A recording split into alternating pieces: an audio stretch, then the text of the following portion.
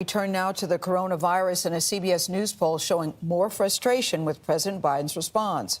Only about half of Americans in our poll say that the president is doing a good job of handling this pandemic.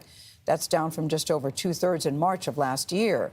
The president's chief of staff says we've made historic progress, but it is still a challenge.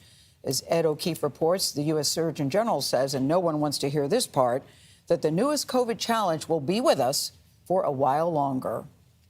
We shouldn't expect a national peak in the next coming days. Next few weeks will be tough. Surgeon General Dr. Vivek Murthy defending the Biden administration's response to the pandemic as the number of daily cases surged to nearly 800,000. As the president said, we certainly have more we need to do on testing, and that's a message that's very clear from him to the public, to his team, that we need to pull every lever possible. But a new CBS News poll finds a little more than a third of Americans think attempts to contain the virus are going well.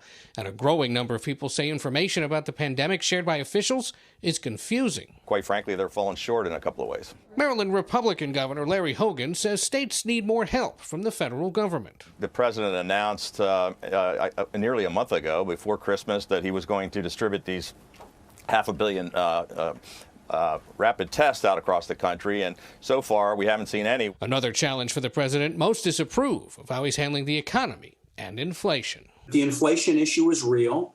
We've got to tackle it. Some of the inflation is related to the continuing pandemic.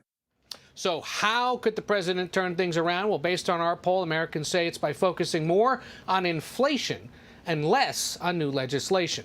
Among those who disapprove of the president, more than 6 in 10 of them say opinions of him would improve if Mr. Biden is able to get inflation down. That's more than double the number who say they'd think better of him if the president's social spending plan is passed or if Democrats pass new voting rights bills. Democrats are going to try to do that later this week, but of course they're expected to face Republican opposition. Tony? All right, Ed, thank you very much.